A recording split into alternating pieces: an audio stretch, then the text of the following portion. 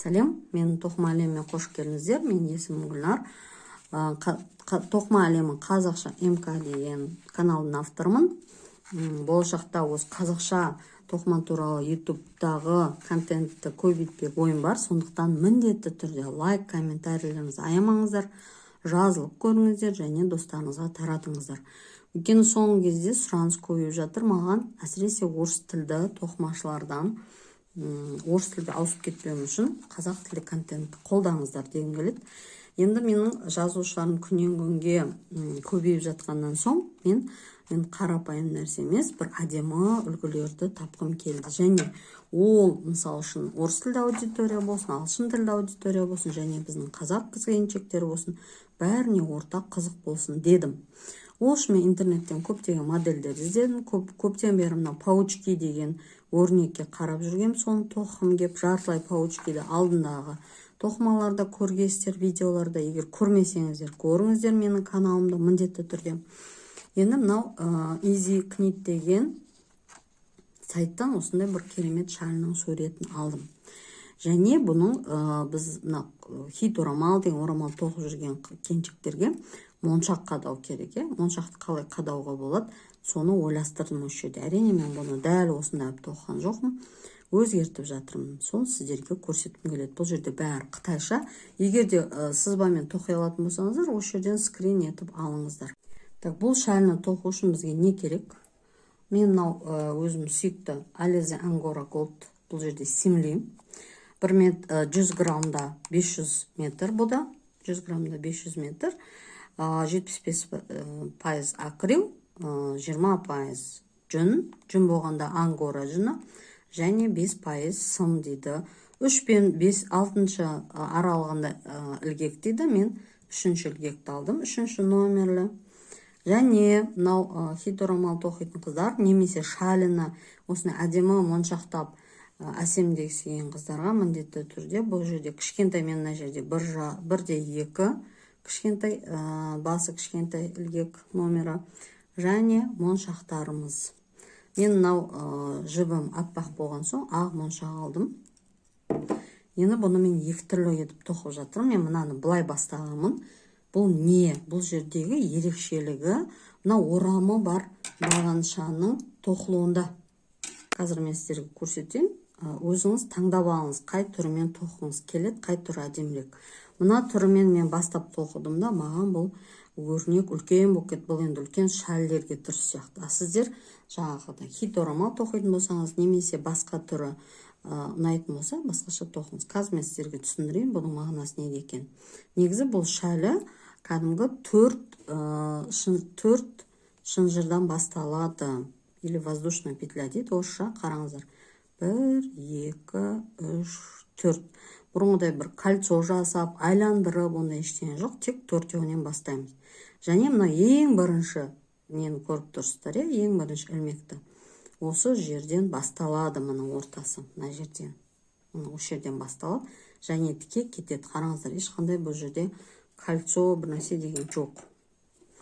Енді қараңыздар, біздің әдетте тоқитын орам бар бағаншамыз қандай? Мына орап алдық, накид жасадық. Мына бір іліп аламыз да. Бір рет екеуін бірге тоқимыз, және екеуін тағы да бірге. Мына. Бұл қарапайым орам бар бағанша. Енді бұл бағаншаның екінші түрі бар. Тоқылатын біз жаңаға 2 рет қысқарттық, енді 3 рет қысқартудан тұратын түрі бар. Патентный столбик с накидом дейді орысша. Бұл ұзындау болып келеді. Мен сол түрін алдым. Мына шәліде. Енді қараңыздар, мына орап алдық, мына ортасына қадалдық, өткізіп алдық. Бізде қазір 3 ілмек тұр, 3 ілмек. Енді біз әдетте екеуін бірге қоса салатын ек қой. Енді ондай емес. Ең біріншісінен өткіземіз, екіншісінен өткіземіз, және үшіншісінен. Сонда 2 орамы бар бағанша сияқты болады. Осылай. 1, 2, 3. Мен алдындағы сіздерге көрсеткен шайлы бактусымда жиегін мына жерде қаймасын осындай түрмен тоқыған едім. Өйткені менде мына шеттері қалып кетіп жатты да, сондықтан шеттері биіктеу үшін солай тоқығамын. Енді таңдап алыңыздар. Мына, ал енді бастайық. мына қараңыздар. Кәдімгі мына бір ілмек іліп алдық. 1, 2, 3, 4 шынжыр тоқып алдық. 4. Енді осы жерге бірінші ілмекке біз 5 орамы бар бағанша тоқимыз. 1, 2, бұл шәлі алдыңғыдағыдай оңай емес. 3,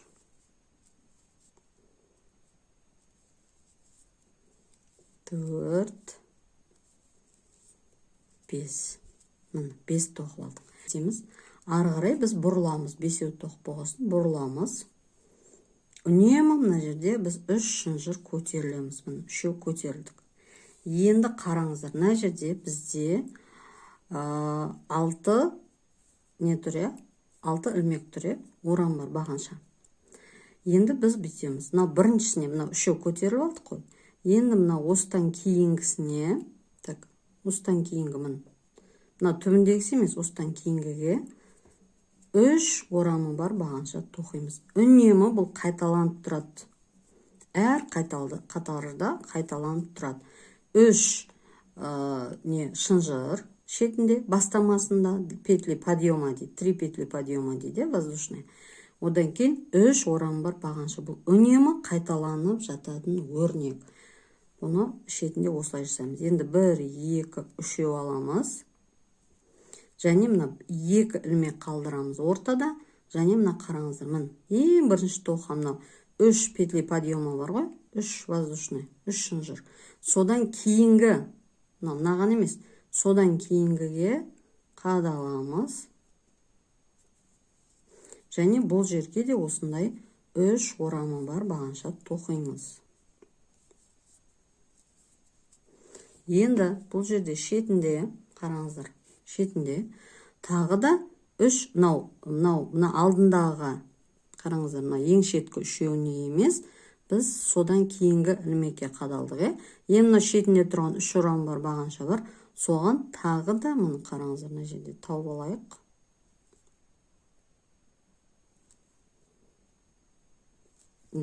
Мына 3 көтерілген 3 шынжырдың ең соңғысына біз тағы да бір орам бар бағанша тоқимыз. Мына бірінші қатарды бітірдік, осылай болады.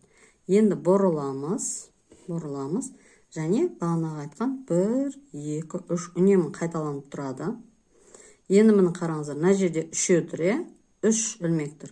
Соның мына біріншісіне, 3-еудің біріншісіне үнемі 3 орам бар бағанша тоқылады. Әр қатар сайын. Бұны ұмытпаймыз, бұл қайталана береді. Екінші қатарда не істейміз? Бұл жерде өрнек бойынша 4 шынжыр аламыз. 1, 2, 3, 4 шынжыр. Мен бостау тоқып атырмын. Және мына ортасынан, мына жерде арка пайда болды ғой бізде бағанағы 3 ілмектен.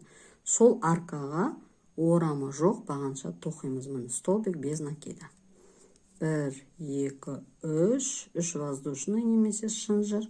Және қараңыздар, мына 1, 2, 3, мына үшіншісіне қадаламыз. Қатар сайын қайталанып тұратын өрнек бұл. Бұны әр қатар сайын қайталайсыз. Бұл шалінің немесе орамалыздың шеті. Және қараңыздар, мына 3-еу тұр ғой, подъема, столбики подъема, соның үшіншісіне. Міне. Осылай болды. Енді бұрыламыз. Айтып жатырмын, әр 1, 2, 3. Міне бұл жерде оңай, ұмытпайсыздар, 1, 2, 3. Енді мына жерде бізде 2 арка пайда болды. Енді біз мына жерде 4 воздушный алсақ, 4 шынжыр, енді 5 аламыз. 1, 2, 3, 4, 5. 5 шынжыр алдық. Енді мына жерде мынау бір орамы жоқ бағанша тұр, столбик без накида. Енді осыны 2 жанына, біріншісін аламыз, біріншісі. Енді мынаның үстіне біз столбик тоқымаймыз, бағанша тоқымаймыз, шынжыр аламыз, бос. Не үшін? Оны қазір білесіздер. Мына бос шынжыр алдық, және мына осылай тоқыдық. Енді 1, 2, 3, 4, 5. 1, 2, 3. Бұл түсінікті, бұны қайталай береміз. Енді қараңыздар, мынау шеттегі біз топты 4 ілмегіміз тоқып алдық. Енді мына жерде тағы да 5 шынжыр алдық. 5. Бұл жерде 4 пен 5 кезектесіп тұрады. Мынау алғашқында 4 болады. Мына алғашқы біріншісінде 4 болады, одан кейін 5. 5-еу алдық. Енді қараңыздар, мына жерде бізде бір жаңағы воздушный шынжыр және тағы біреу. Осының шет-шетінен, мына екі шетінен біреуден аламыз, мына. Орам жоқ бағанша столбик без накида. Так, мына үстінен, одан кейін мынау ортадағы тесікке біреу. Мына ортадағы тесікке. Одан кейін тағы біреу. Одан кейін тағы біреу. Мына жерде 5-еу болды бізде, ортада 5-еу. Ал мұны тоқып алдық, енді қараңыздар, мына жерде қызық басталады. Қазір мына жерде біз тағы да жаңа өрнек бастаймыз. Қараңыздар, мынау бұл жерде 5-еу емес, 1, 2, 3. Мен 5-еу тоқып қойдым жаңа. 1, 2, 3 ілмек аламыз да. Ең қараңыздар, мына жерде 3-еу ғой бізде, Соны үшіншісіне қадаламыз енді, үшіншісіне. Екі шетінде болады да сонда. 1, 2, 3. Мына жерде бізде жаңа өрнек басталады. Ал ортада бұл жерде шишка басталады. Ананасымыз біздің. Негізі мына өрнек жартылай паучок, жартылай ананас. Ананас деп қойғанда өзі несінде сызбасына. Білмеймін, паучка мен ананастың гибриді десем болады. Так, енді мына жерде кетеді 5-еу газ. 1, 2, 3, 4, 5. 5. Енді мына жерде бізде 5-еу, соны мына үшіншісіне қадаламыз. Екіншісіне, мына біреуін өткіземіз да. Екіншісіне. Енді мына жерде қараңыздар, мұны шишка жасаймыз. Мынау тесік тұр бізде бірінші, бірінші воздушный немесе жаңағы шынжыр. Енді осыған біз қадаламыз да. Бұны мен енді суретпен өзім қытайша түсінбеймін, орысша описание жоқ, сондықтан өзімше шығарғанымны қараңыздар. 1, 2, 3, 4, 5. Не үшін 5-еу алдым мен? Схемада ол жоқ. Просто 3-еу алсам, онша пышный болмай қалды, сол үшін 5-еу алдым. 5 рет. Одан кейін үшіншісіне тағы да бір іліп аламыз. Мына. Енді арғарай тағы да мынаны қайталаймыз. Ал енді бұл жерде мынау жаңа өрнек қой. Дәл мына жерде жасаған нәрсені қайталайсыздар, 1, 2, 3, 4. 4-ден кейін ортасына орамы жоқ бағанша. 1, 2, 3, 4. Енді мына жерде шетінен алдыңыз ғой, мына жақтан. Мынағын да шетінен аласыз, мына жерден. 1, 2, 3. Енді қараңыз, мына жерде біз негізі сызба бойынша 5 ілмек деген. Мен 5-еу емес 4-еу оламын. Өйткені мына жер бізде сәл қысқалау болған жақсы, және мына жерде бізде қазір моншақ қадаймыз. Қараңыз, 1, 2, 3, 4. 4-еу алдым мен. Енді мына шишкамыз тұр ғой. Осы шишканың түбінен, қараңыз, түбінен. Мына жерден емес, түбінен алдым мен. Әртүрлі етіп көріп жатырмын, варианттар маған осы дұрыс сияқтымын. Алдында былай іліп алдым. Енді осы жерге біз моншағымызды қадаймыз. Моншақ қадаудың әдісін сіздерге көрсеткен, білесіздер, әдемі әдісін. Мұны бірінші өткізіп аламыз. Моншағымызды қадаймыз. Енді мұны былай бірінші өткізіп аламыз. Мұны бізде 2 болды. Бұл 2-ді бірге қосамыз. Өткізіп алдық, Енді бізде қараңыздар, ненің түбі бар, шишканың. Шишканың түбі бар, оны жерде. Осы жерден, так. Шишканың өзінің ілмектері ілініп кетпеу керек, наларға тиіспейміз. Жаннан. Бұлай өткізіп аламыз. Болды енді, мына моншақ осылай алдында тұрады. Айналып кетпейді. Мына жерде 1, 2, 3, 4. мына шетінен аламыз. Болды. Мынаны былай қарай, мынаны қайталайсың мына жерде. Ал мына қараңыздар, мен былай мына өрнекті тоқып шықтым дәл мынау сияқты. Енді мына шеттер бүйтіп, неғып тұр, как будто қайырылып жалпайып тұрған сияқты. Енді мына жерде жиналады қазір бізде. Қараңыздар, мынау соңғы топты тоқыдық. Мынау нені алдында ананасы паучоктың алдына.